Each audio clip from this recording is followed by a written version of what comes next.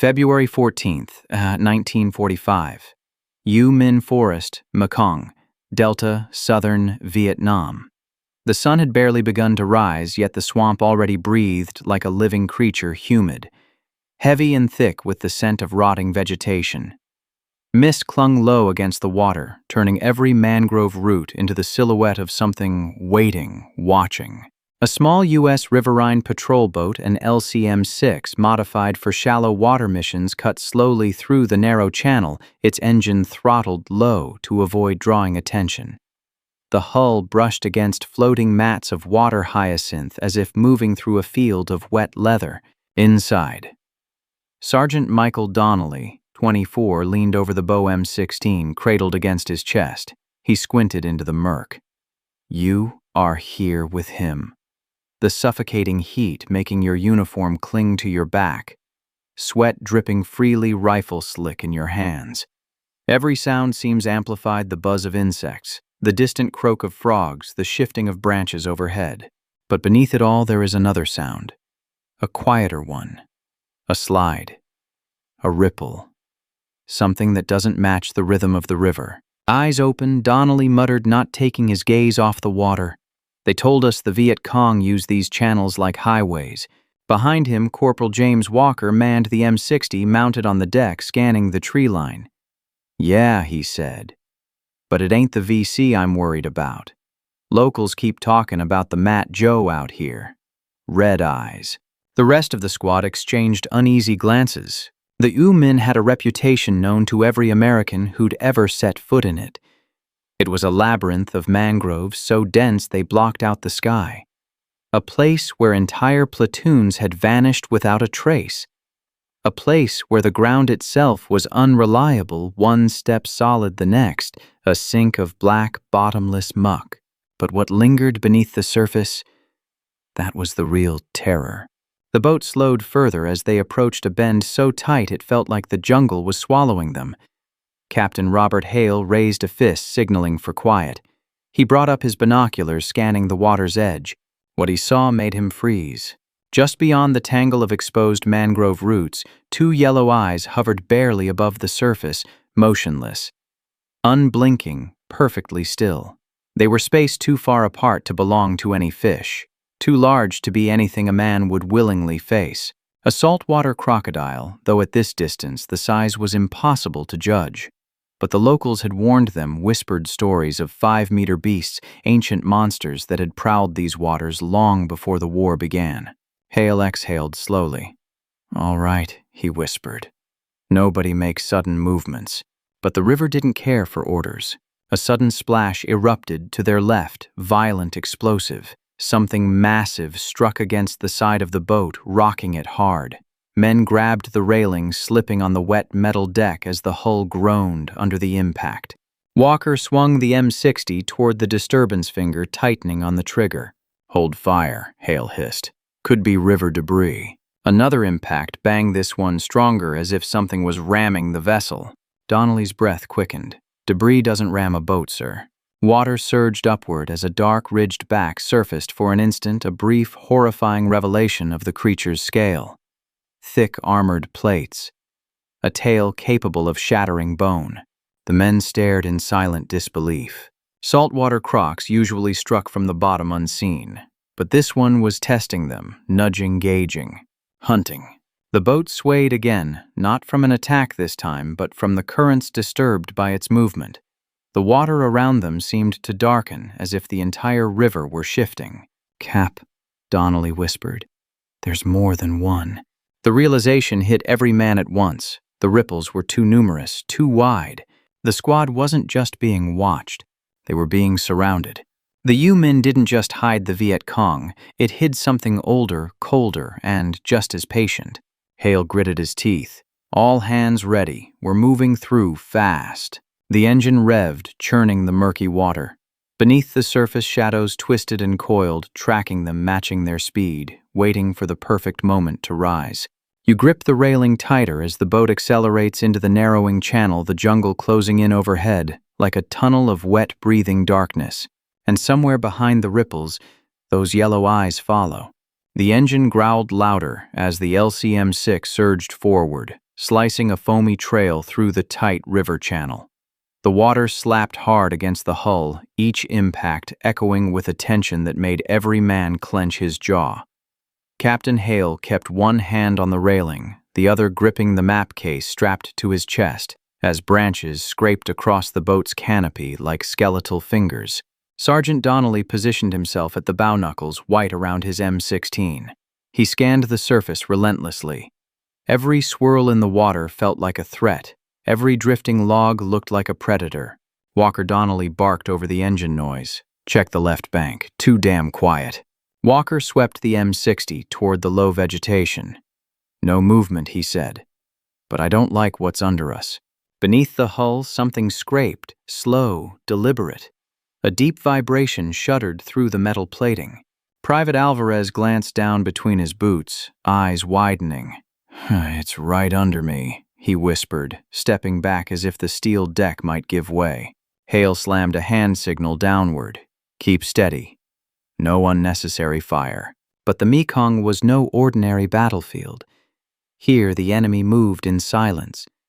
The enemy watched from beneath a green-brown shroud. The enemy didn't fear rifle fire or explosions. Then it happened. A violent lurch ripped through the entire vessel, pitching the bow upward as if struck by a submerged boulder. Alvarez stumbled onto his side. Donnelly slammed into the forward railing. Walker grunted as the M60 mount banged into his shoulder. "Contact, contact, starboard side." Donnelly yelled, though no bullets flew, only something far more primal. The water to their right exploded in a geyser of mud and spray. A massive crocodile surged upward, jaws yawning wide enough to swallow a man whole. Its teeth, thick, conical, each the length of a man's finger, gleamed as the creature clamped down onto the boat's steel lip with a metallic screech. Walker instinctively opened fire. The M60 roared to life, spitting a stream of tracers into the thrashing reptile. But its armored skin deflected the first bursts. Bullets sank in, but they didn't stop it. The croc's tail thrashed violently, sending waves hammering into the boat. The creature writhed, twisting its head with enough force to wrench the bow downward. Alvarez scrambled to his feet, grabbing Donnelly's arm. "Sergeant, it's pulling us off course." Hale shouted over the chaos. Back her up now." The helmsman jammed the throttle into reverse, the engine screaming as the craft fought against the monster's strength. The hull shuddered as the crocodile tried to drag the entire boat sideways into the roots of the mangroves. The canopy groaned. Wooden limbs cracked overhead. Donnelly thrust his rifle forward, firing directly into the croc's eye from only a few feet away. The shot punched through with a wet crack. The beast's head recoiled, but it didn't retreat. It only grew angrier. Then came the second impact. Something slammed into the stern, another colossal mass rising beneath the back of the boat. Boards creaked, men stumbled, gear clattered across the deck. "Two of them," Walker shouted, still firing short, controlled bursts. The second crocodile surfaced only briefly, revealing a ridged back scarred from decades of battles. Its tail whipped sideways, smashing against the motor housing with a metallic bang. The engine sputtered. Alvarez swore. "If they take out the engine, we're dead," Donnelly finished grimly. The first crocodile released the bow, slipping back into the murk like a sinking shadow. But Donnelly knew it wasn't retreating. It was repositioning. They all felt it. The river went eerily still except for the slow drip of water from the canopy above. "Eyes down," Hale warned. They hit from below. You look into the opaque water heart pounding, knowing that at any moment the surface could burst apart again. A swirl formed near the port side. Slowly at first, then faster. Walker swung the M60 toward it. Movement. The swirl darkened, then vanished. Donnelly drew a breath. Where the hell did it? The river exploded. A crocodile launched upward, jaws clamping onto Alvarez's leg. He screamed as he was ripped off his feet, dragged toward the edge. Donnelly lunged, grabbing the back of Alvarez's vest with both hands. The reptile twisted, performing a death roll that nearly tore Alvarez free. "Hold him," Hale roared. "Do not let go." The water churned red, and the boat, groaning under the strain of three forces, the engine, the soldiers, and the monster, began to tilt. The Minh had chosen its moment to strike. The nightmare had only begun. Alvarez's scream cut through the swamp's thick air as the crocodile twisted again, dragging him halfway over the gunwale.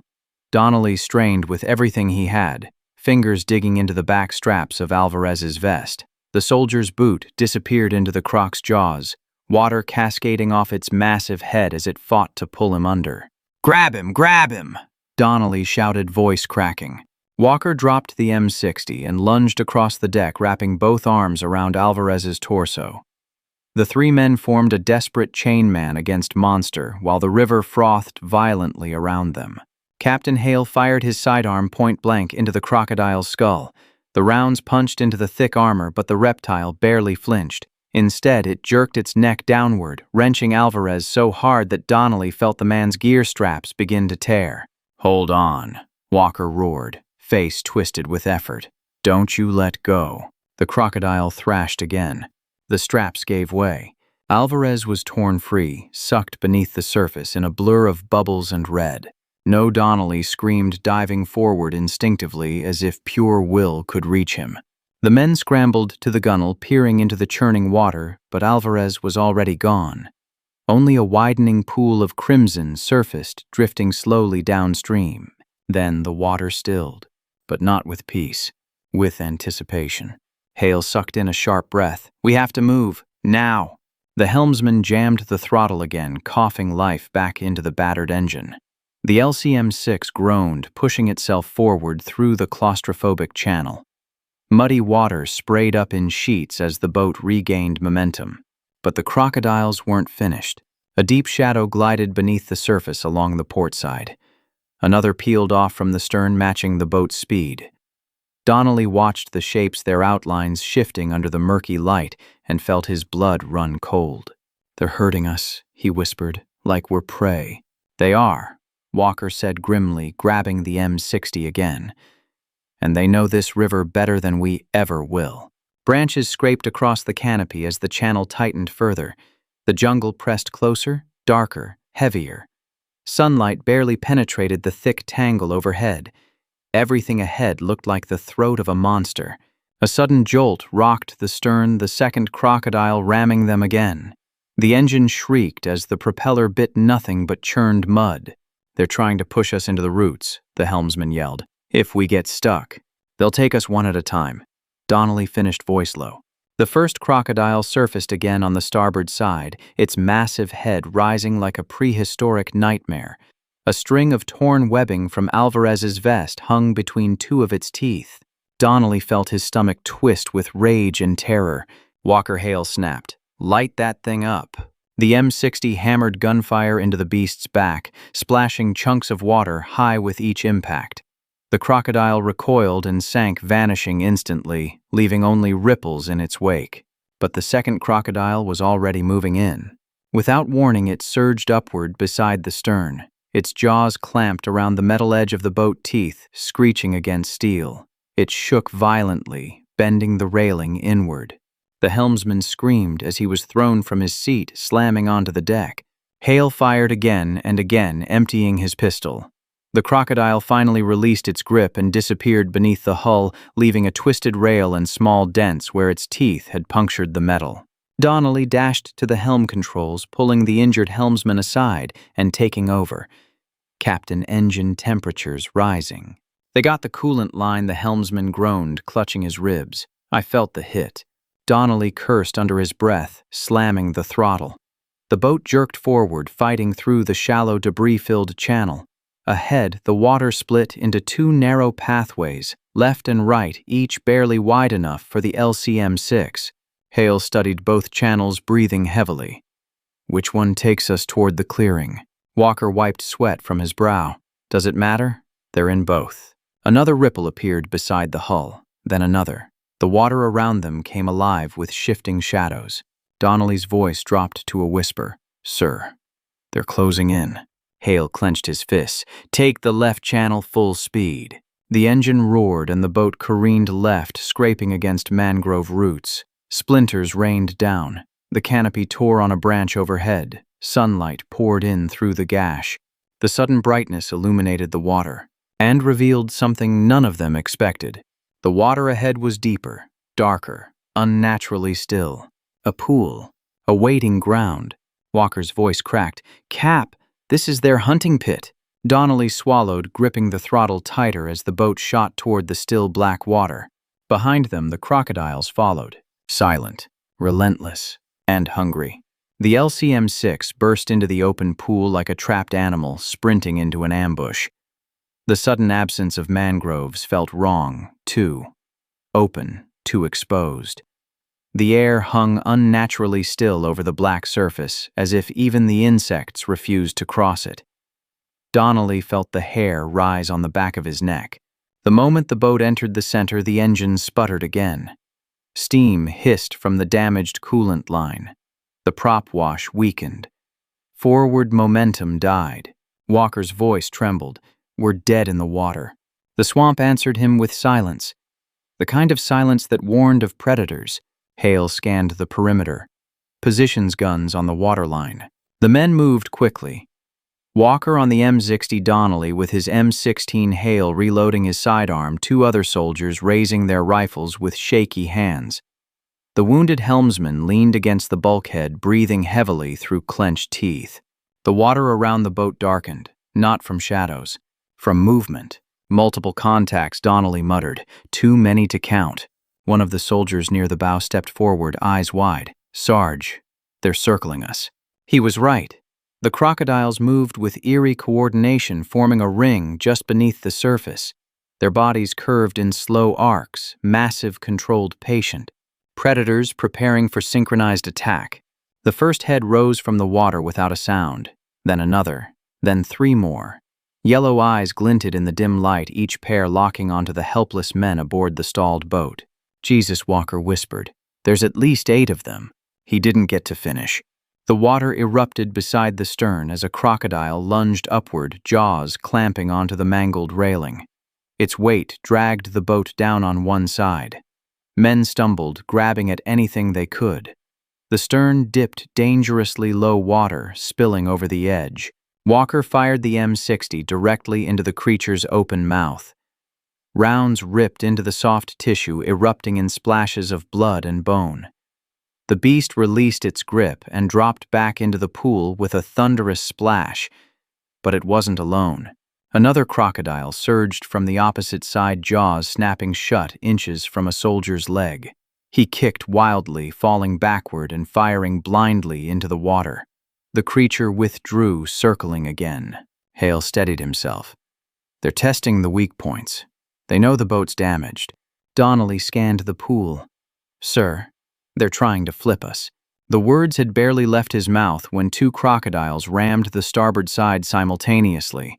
The hull lurched sideways. Equipment skidded across the deck. One soldier lost his footing and tumbled toward the edge. Donnelly lunged and caught him by the collar just as a crocodile burst upward, jaws snapping shut where the soldier's head had been a heartbeat earlier. "They're coordinated," Donnelly shouted. "They're forcing us to lose balance." Hale gritted his teeth. Walker, suppressing fire, spread it out. Walker swept the M60 in an arc across the waterline, rounds tearing into scale and spray. Several crocodiles dove to escape the barrage, but 2 more charged from below, striking the hull hard enough to lift one side out of the water. The boat teetered. Then came the worst moment. A crocodile larger than the others surfaced directly in front of the bow. It rose slowly, deliberately. Its massive head broke the surface like the prow of a nightmare vessel. Scars etched its snout. One eye was missing, replaced by a milky white void. This one had survived decades of conflict, decades of killing. It opened its jaws wide enough to reveal the dark gullet beyond. And then, it lunged. The attack was too fast to react to. Its jaws clamped around the bow with a bone-shaking crack. Metal buckled beneath the pressure. The entire front of the boat dipped downward, water rushing over the edge in a surge. The men fell forward, sliding toward the gaping maw.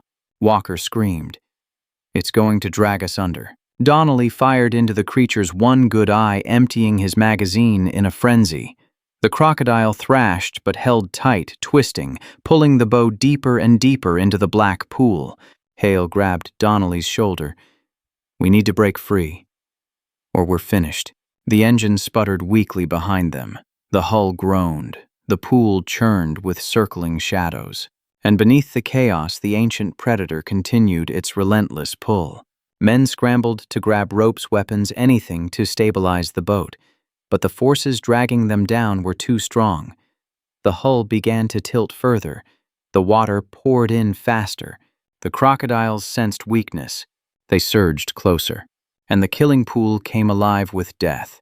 The bow sank deeper as the massive one-eyed crocodile twisted, dragging the LCM-6 toward the black depths of the pool.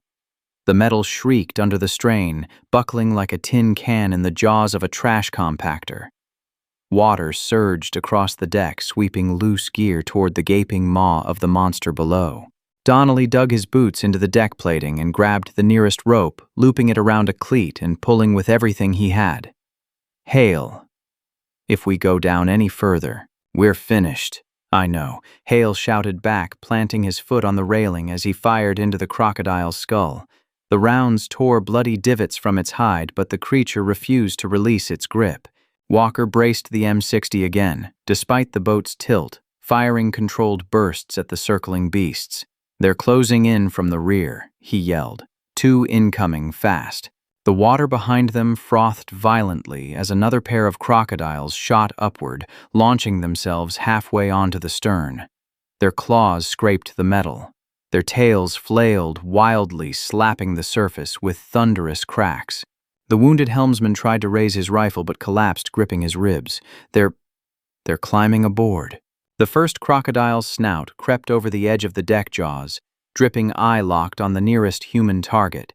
The second rammed the hull again, tipping the stern even farther into the water. Focus fire, Stern Hale ordered. Donnelly swung around, adrenaline burning through him. He raised his M16 and fired into the open mouth of the approaching beast.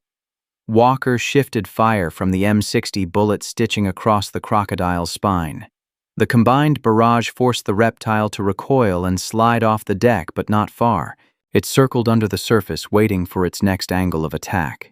Then the one-eyed crocodile wrenched down again. The entire boat lurched forward violently. Men stumbled and nearly slid into the creature's open jaws. One soldier tripped sprawling across the bow, his fingers clawing at the wet metal. Donnelly dropped his rifle and dove, grabbing the man by the vest as the crocodile surged upward again. The soldier's boot disappeared into the monster's mouth teeth, slicing through the canvas like paper. The crocodile jerked downward. The soldier screamed. Donnelly screamed back, pulling with every ounce of strength. Another man grabbed Donnelly's belt, forming a chain of 3. For a split second, they seemed to hold the soldier's weight. But the crocodile began to roll. Its massive body twisted with terrifying force, dragging the soldier downward in a spiraling vortex of foam and blood. His scream cut off instantly as the roll snapped his leg at the knee, ripping him from Donnelly's grasp. No, Donnelly shouted, reaching in vain toward the disappearing figure. The river swallowed him whole. The one-eyed crocodile resurfaced moments later, jaws dripping crimson, the soldier's shredded webbing hanging like seaweed from its teeth. Walker's face contorted in fury. "I'll kill you, you bastard," he yelled, unleashing another burst from the M60 directly into the creature's skull. This time the rounds penetrated deeper. A spray of blood erupted from the crocodile's eye socket. It released the bow, thrashing violently before submerging beneath the churning water. The LCM-6 bobbed upward, freed momentarily. Donnelly Hale barked, "Check the engine, see if we can still move." Donnelly sprinted aft, slipping across the soaked deck. He dropped to his knees beside the engine housing. Steam hissed from the ruptured coolant line, and the propeller coughed in uneven bursts. "It's not dead," Donnelly said, "but she's overheating. We've got maybe a minute of power if we push her." "A minute is all we need," Hale replied. "We get out of this pool now." But the crocodiles heard the engine roar again, and they reacted instantly. 3 of them converged on the stern tails, sweeping arcs through the water as they synchronized their approach. Their heads dipped low. Their bodies tightened. Donnelly recognized the posture. "Brace," he screamed. "They're going to hit us together." The impact came like a truck slamming into their spine. The stern launched upward, pitching the bow down again. Men were thrown like rag dolls.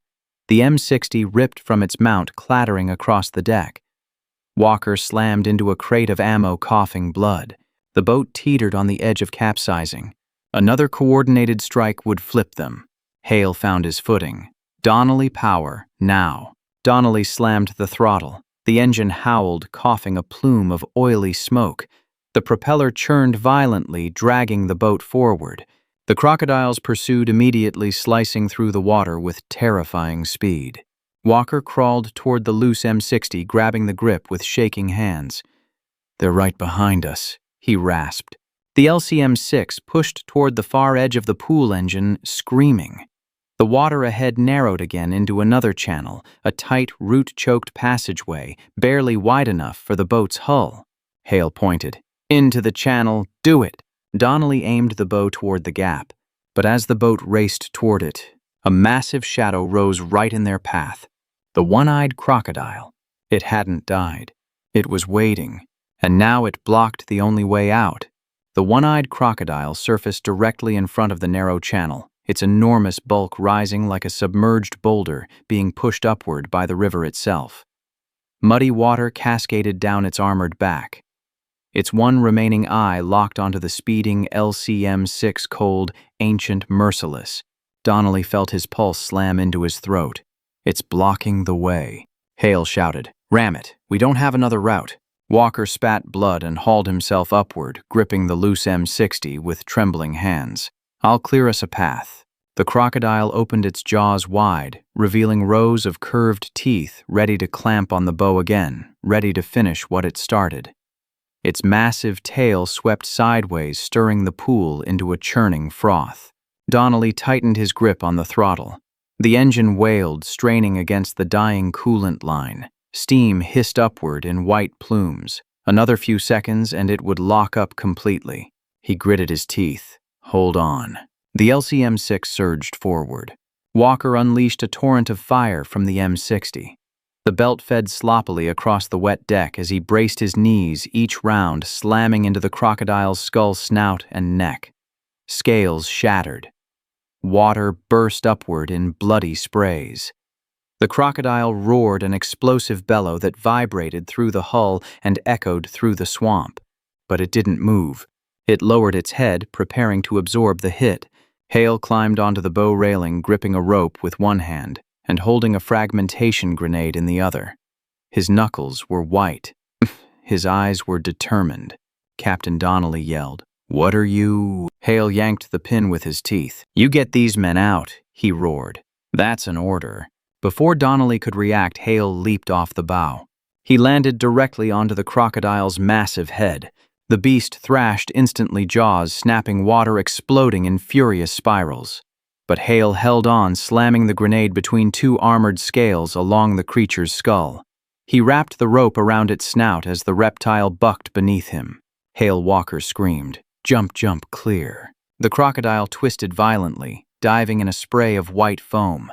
Hale disappeared beneath the surface with it.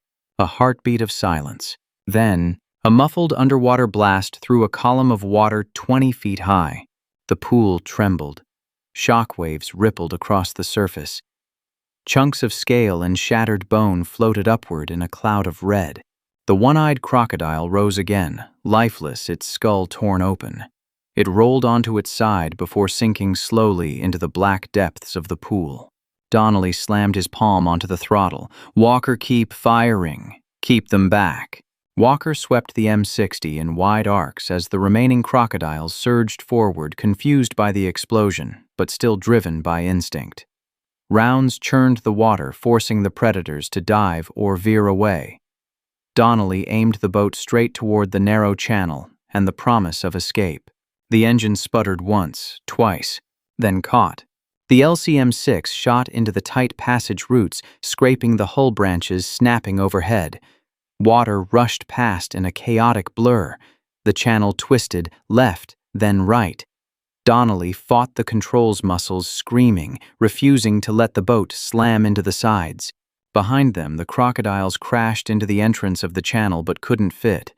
their massive bodies jammed against the mangroves as they snapped at the empty wake, roaring with primal frustration. Walker collapsed backward, panting, the empty M60 belt dangling from his hand. We made it. The engine coughed, then died. The boat drifted into a shallow sunlit patch where the water turned from black to brown. Birds screeched overhead. The oppressive stillness of the killing pool fell behind them, replaced by the distant rumble of artillery far to the north. Donnelly cut the remaining power and slumped against the wheel. The surviving men bloodied. Bruise shaking stared silently at the rippling water trailing behind them. The wounded helmsman whispered, "The captain." Donnelly closed his eyes but kept his grip on the wheel firm. He gave us the only chance we had. Walker let the M60 rest across his lap, staring at the channel behind them. Those things. They weren't animals. They were the rulers of this swamp, Donnelly said quietly. Long before us. Long after us. The boat drifted onward, carried by the gentle current away from the killing grounds. None of the men spoke again. There was nothing left to say. The Yumin forest swallowed the sounds of battle and death as it always had, keeping its secrets buried in the black depths where sunlight never reached.